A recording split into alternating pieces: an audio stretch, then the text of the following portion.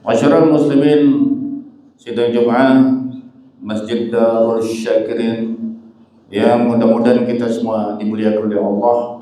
Marilah kita bersyukur pada Allah atas limpahan rahmatnya sehingga kita pada hari ini pada tanggal 27 Rajab 1447 Hijriah bersamaan juga dengan tanggal 16 Januari 2026 kita masih diberi kesempatan untuk menjalankan ketaatan kepada Allah dan masih diberi kesempatan untuk mendengarkan ayat Al-Quran dan hadis yang dibacakan oleh khatib pada setiap Jumatnya. Salawat dan salam pada junjungan kita Nabi Muhammad Rasulullah Sallallahu Alaihi Wasallam, juga untuk seluruh keluarga, sahabat dan pengikutnya sampai di akhir zaman kelak. Selanjutnya khatib berwasiat untuk diri sendiri dan kaum muslimin Jamaah Masjid Darul Syakirin, marilah kita bertakwa kepada Allah dan dalam setiap diri kita memperhatikan bekal-bekal apa yang akan kita bawa untuk berjumpa dengan Allah kelak. Bertakwalah kepada Allah, sesungguhnya Allah Maha mengetahui seluruh amal perbuatan yang kita lakukan di atas permukaan bumi. Masyarakat muslimin rahimani wa rahimakumullah. Saya mengucapkan terima kasih kepada pengurus Masjid Darul Syakirin dan seluruh jamaah yang telah mempercayakan pada kami untuk menyampaikan khutbah pada tahun 2026 ini. Cukup banyak amanah yang diberikan. Semoga Allah memberi kekuatan kepada kami dan kita semua untuk dapat melaksanakan amanah tersebut. Amin amin ya rabbal alamin. Adapun amanah kali ini kami ketenakan satu khutbah dengan tema solat yang khusyuk berbasis Asmaul Husna. Masyarakat muslimin rahimani rahimakumullah. Tadi malam kita memperingati peristiwa Isra dan Mi'raj. Peristiwa Isra dan Mi'raj adalah salah satu peristiwa yang paling agung dalam sejarah Islam. Isra dan Mi'rajnya Nabi Muhammad SAW bukan hanya sekedar peristiwa sejarah, tapi adalah peristiwa yang mengingatkan kita, mengandung isyarat-isyarat akan keimanan dan ketakwaan kita. Dan persoalan peristiwa Isra dan Mi'raj itu adalah persoalan akidah yang kita harus yakini secara mutlak adanya. Dan juga peristiwa Isra dan Mi'raj itu adalah mengandung pesan-pesan untuk meningkatkan kualitas salat kita. Masyarakat muslimin rahimani rahimakumullah, perintah salat tidak dikaruniakan di atas bumi ini, tapi tidak pula melalui malaikat yang diturunkan ke langit rendah untuk menjalankan perintah salat itu atau menyampaikan perintah salat itu kepada Nabi Muhammad. Tetapi perintah salat ini diterima langsung oleh Rasulullah SAW di atas lagi Sidratul Muntaha itu. Kalau langit yang paling tinggi adalah langit 7 yang ditempati oleh Nabi Musa, di atas langit 7 itu masih ada ujung langit namanya Sidratul Muntaha. Adapun diterimanya perintah salat itu di atasnya lagi di Sidratul Muntaha itu. Maka mengandung isyarat bahwa ibadah salat bukan ibadah biasa, tetapi ibadah yang diperintahkan oleh Allah di makam yang tertinggi, yaitu di penghujung langit atau di atas dari Sidratul Muntaha itu, dan harus dilaksanakan dengan hati yang hadir serta khusyuk. Jemaah yang dimuliakan oleh Allah, Allah berfirman dalam Al-Quran surah Al-Mu'minun ayat 1 ayat 2. A'udzubillahi minasyaitonir rajim. Bismillahirrahmanirrahim. Qad aflahal mu'minun alladzina hum fi salatihim khashi'un. Sungguhnya beruntunglah orang-orang yang beriman. Siapa orang beriman yang beruntung itu? Yaitu ayat keduanya, orang-orang yang khusyuk dalam salatnya. Namun kenyataannya banyak salat yang dilakukan oleh kita-kita, termasuk diri kami, kadang-kadang salatnya tidak khusyuk. Masih sulit dirasakan khusyukan itu dalam jiwa kita. Ada apa sebenarnya?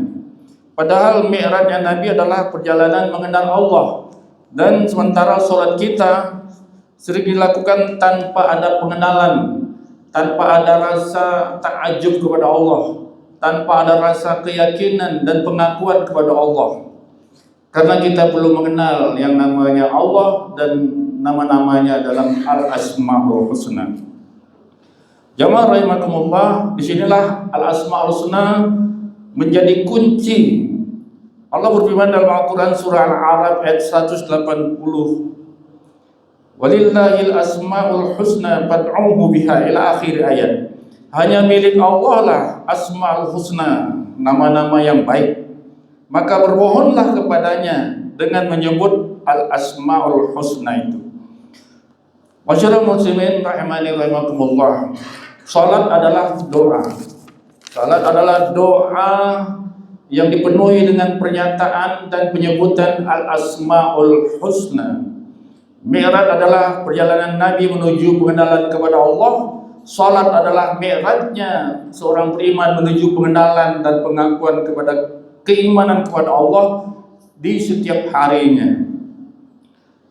Masyarakat muslimin rahimani rahimakumullah. Mari kita perhatikan bacaan salat yang kita baca sebagai berikut. Yang pertama, saat takbiratul ihram, yaitu diawali dengan niat takbiratul ihram, kita mengangkat Allahu Akbar, mengucapkan Allahu Akbar. Ada lagi namanya takbir intiqal. Takbir Allahu Akbar kita ucapkan saat perubahan gerak rukun dalam salat. Dalam satu rakaat itu jumlahnya ada 5 kali kita mengucapkan Allahu Akbar. Kalau kita salat sehari semalam 17 kali 5 berarti 85 kali kita mengucapkan Allahu Akbar. Allahu Akbar adalah Al-Asma'ul Husna, yang artinya Allah lebih besar dari semua urusan dunia yang kita bawa di hadapan Allah. Allah lebih besar kekuasaannya dari berbagai rasa takut dan kecemasan kita bawa kepada Allah. Allah lebih besar pengampunannya dari seluruh dosa-dosa umat manusia. Itu juga kita hadapkan kepada Allah, kita akui semua. Yang kedua, saat membaca Al-Fatihah, menyebutkan Asma'ul Husna, di sini lebih kurang 8 penyebutan nama Allah. Bismillahirrahmanirrahim, Asma'ul Husna. Alhamdulillahirabbil alamin, Asma'ul Husna. Ar-Rahmanir Rahim, Asma'ul Husna. Malik Yaumiddin, Al-Asma'ul Husna. Nah, setiap rakaat adalah pelajaran tauhid dan akidah serta pengenalan serta pengakuan keimanan kepada Allah yang memiliki nama Al-Asma'ul Husna.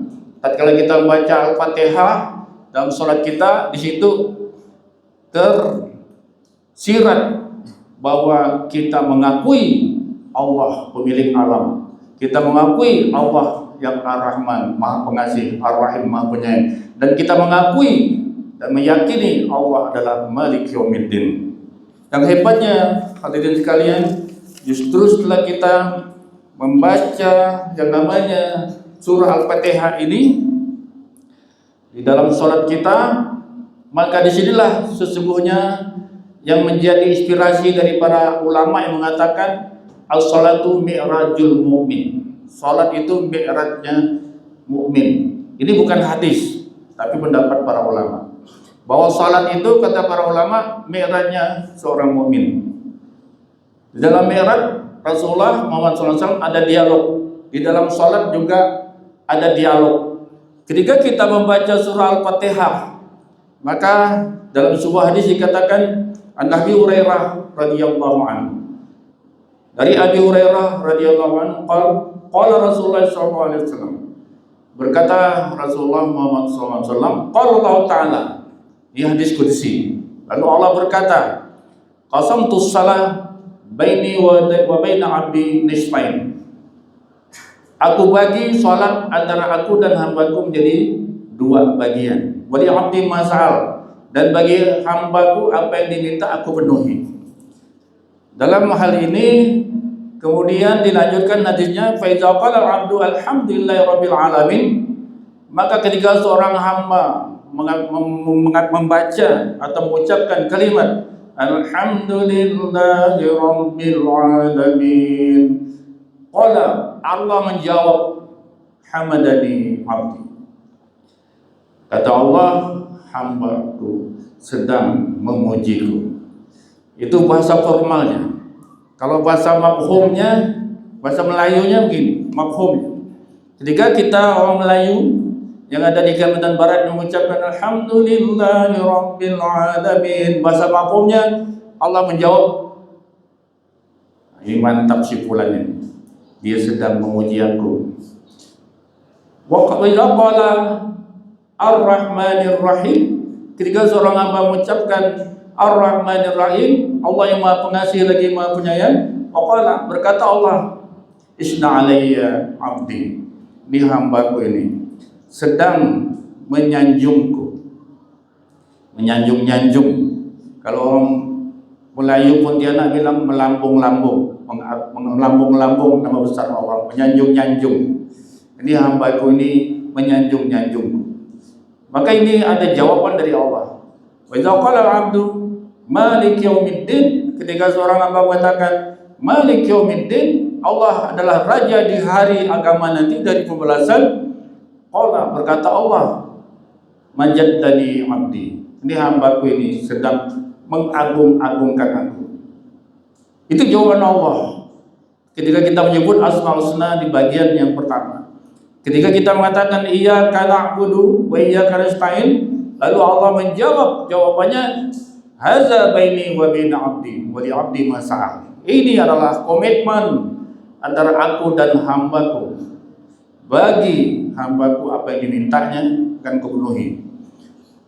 Wa idza qala 'abdu ihdinas siratal mustaqim siratal ladzina an'amta 'alaihim ghairil maghdubi 'alaihim waladdallin, maka Allah menjawab, hadza li 'abdi, ini semuanya untuk hambaku, wa li 'abdi ma sa'al, dan bagi hambaku apa yang dimintanya akan kupenuhi.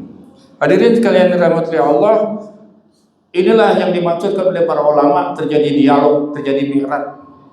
Maka kita harus meminta tolong pada Allah, merasakan adanya jawaban Allah itu. Kalau kita tidak menyadari, tidak merasakan, tidak meyakini adanya jawaban Allah dalam Al-Fatihah kita itu, maka sesungguhnya salat kita menjadi buyar, salat kita menjadi hambar, salat kita menjadi kurang getaran. Masyarul muslimin rahimahumullah, di bagian ketiga, yaitu kita membaca al-amal semua ketika ruku, subhana rabbiyal azim, itu juga asmaul husna.